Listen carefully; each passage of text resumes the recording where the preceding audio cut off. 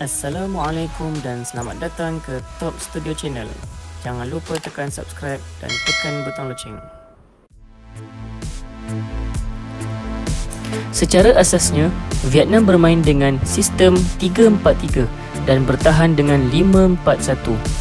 Kita boleh lihat ketika perlawanan kelayakan World Cup dan Asia Cup Qualifier Group G di mana Vietnam menggunakan formasi 3-4-3 di semua perlawanan menentang UAE, Indonesia, Malaysia dan Thailand. Dengan menggunakan formasi 3-4-3, jurulatih Vietnam Park Hang-seo amat mementingkan disiplin yang tinggi terhadap pemain ketika menyerang dan disiplin dalam marking setiap player lawan ketika bertahan. Ketika situasi menyerang, Vietnam memiliki ketajaman dalam serangan balas yang pantas dan dibarisi dengan pemain-pemain muda yang licik dan laju. Vietnam sememangnya efektif ketika dalam penguasaan bola. Vietnam sangat baik dalam hantaran untuk mencari pemain serangan dan target man bagi mencetuskan ancaman. Walaupun mereka tidak berminat dengan pertarungan penguasaan bola, namun apabila memiliki bola, mereka lebih tahu cara untuk menambah nilai kepada penguasaan itu. Kebiasaannya, 40 minit pertama, Vietnam fokus mencari satu gol awal. Kemudian, setelah mendapat gol, mereka lebih fokus bertahan dengan cukup berdisiplin menggunakan formasi 5-4-1 di samping melakukan counter attack yang pantas untuk mencari gol seterusnya. Ianya boleh dilihat ketika Malaysia menentang Vietnam pada 10 Oktober 2019 lalu. Kelemahan Malaysia adalah kita kekurangan pemain tengah yang kreatif untuk melakukan hantaran, terlalu bermain open game dan kurang bermain marking player.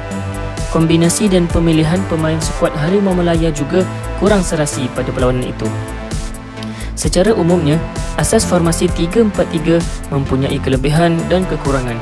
Kelebihannya, pemain pertahanan akan lebih kukuh dengan berdisiplin ketika bertahan dan pemain serangan akan mudah untuk melakukan serangan balas ketika menyerang. Kekurangannya pula, formasi 3-4-3 ini senang dibaca oleh pihak lawan dan formasi ini kurang penguasaan bola secara menyeluruh berbanding formasi 4-3-3 yang lebih memegang position ball, fleksibel dan free roll.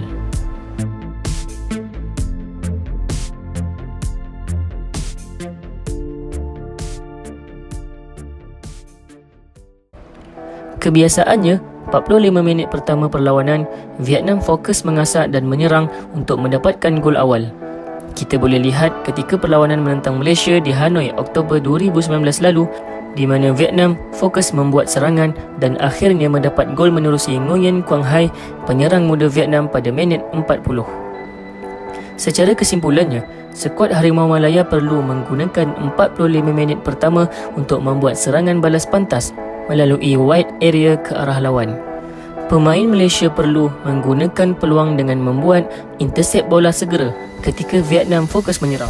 Seterusnya membuat quick counter attack untuk mendapatkan gol ataupun sekurang-kurangnya mendapatkan foul di kawasan pertahanan lawan. Dengan melakukan quick counter attack akan berlaku situasi kelam kabut oleh pasukan Vietnam untuk menyusun kembali posisi bertahan mereka. Ketika situasi bertahan, Vietnam akan melakukan high pressing terhadap serangan lawan dan marking setiap player dengan cukup berdisiplin. Situasi itu boleh dielak jika Harimau Malaya membuat serangan balas pantas yang efektif.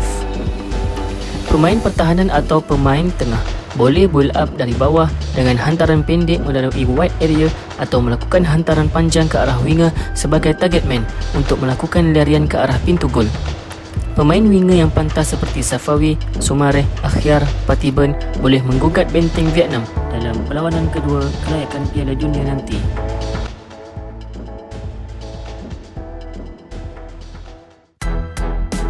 Pasukan yang bermain secara bertahan memang agak sukar untuk pasukan lawan tembusi ruang penalti, melainkan ketika situasi counter attack.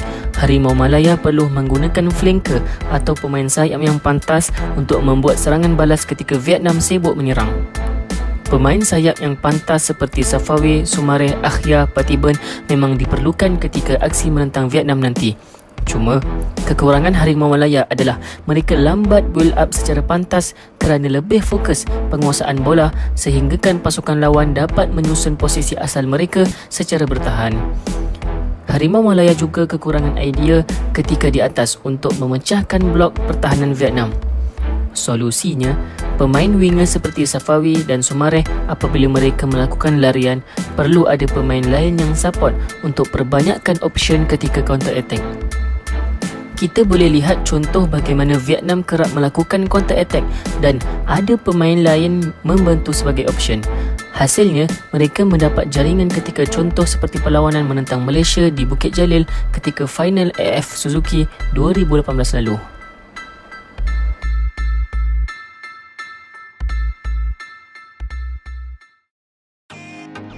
Jika dilihat sebelum ini, pasukan Malaysia ketiadaan perancang yang mampu mengolah serangan bagi mempelbagaikan gerakan di kawasan serangan. Tak kira apa jua jenis perancang, sama ada perancang di zon serangan ataupun dari bawah, iaitu deep lying playmaker. Hasilnya, gerakan Malaysia tidak dihubungkan dengan baik kerana barisan serangan dan tengah terputus hubungan. Kita boleh lihat ketika perlawanan Harimau Malaya menentang Vietnam di Hanoi, bagaimana Halim Syahari langsung tidak memberikan impak kepada bahagian serangan walaupun bergandingan bersama Brandon Gunn disebabkan tiada keserasian antara mereka. Sedangkan jika berlawan dengan pasukan yang bermain parking bus, perlunya ada midfielder yang kreatif sebagai playmaker untuk melakukan killer pass ke arah striker. Lagi-lagi, ketika defense lawan terlalu kompak, sememangnya agak sukar bermain dribbling untuk menembusi pertahanan lawan. Solusinya, dengan kehadiran pilihan pemain midfielder yang kreatif sekarang ini seperti Liridon Krasniki, Nazmi Faiz, Natso Insa mampu untuk menaja serangan yang lebih efektif untuk skuad Harimau Malaya. Namun, jika ada midfielder yang kreatif, tiada gunanya jika tiada penyudah dari striker yang tajam. Masalah skuad Harimau Malaya adalah tiada striker yang benar-benar memberikan impak untuk membuat gol. Pemain seperti Mat Yo, Syahril Fikri, Syafiq Ahmad belum cukup untuk menggetarkan pertahanan Vietnam. Kita boleh lihat kebanyakan gol Malaysia untuk edisi kelayakan Piala Dunia dan Piala Asia ini dijaringkan oleh pemain sayap. Penyelesaiannya, jika berhasil menaturalisasikan pemain dari Perak iaitu gol Hermé Di Paula, sememangnya mampu untuk mengucar-kacirkan benteng Vietnam. Hal ini kerana Di Paula mempunyai larian yang laju, penyudah gol yang tajam dan kelebihan pada fizikal. Kesimpulannya, corak permainan Harimau Malaya akan lebih menarik jika ada pemain midfielder dan striker yang kreatif seperti mereka.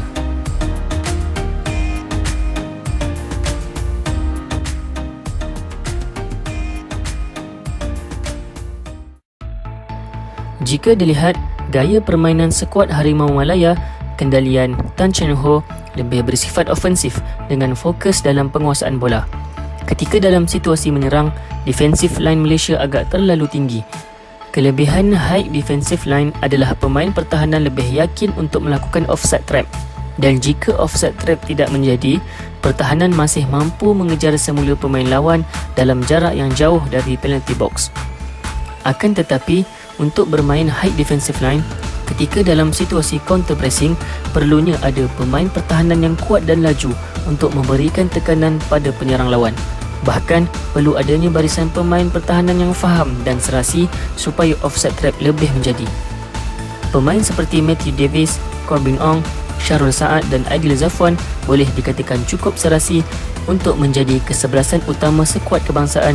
Cumanya, mereka perlu lebih kerap digandingkan bersama. Kita boleh lihat semangat mereka ketika menentang Thailand yang berkesudahan Malaysia menang 2-1 di Bukit Jalil November 2019 lalu.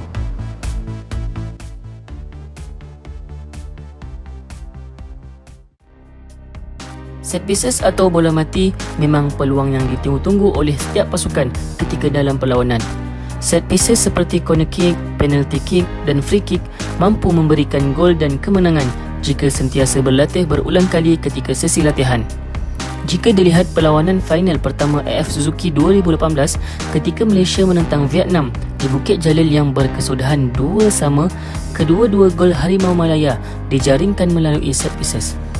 Gol pertama dijaringkan oleh Syahrul Saad melalui tandukan hasil daripada sepakan bola mati daripada Syami Kuti.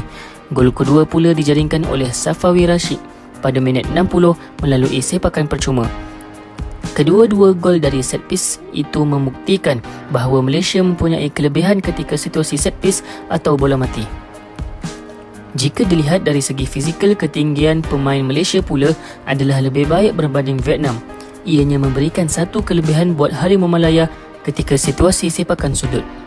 Harimau Malaya mempunyai beberapa pemain pakar sepakan percuma seperti Safawi Rashid, Liridon Krasniki, Di Paula dan lain-lain, sekaligus mempunyai peluang cerah untuk menjaringkan gol melalui set piece ketika menentang Vietnam Oktober 2020 nanti.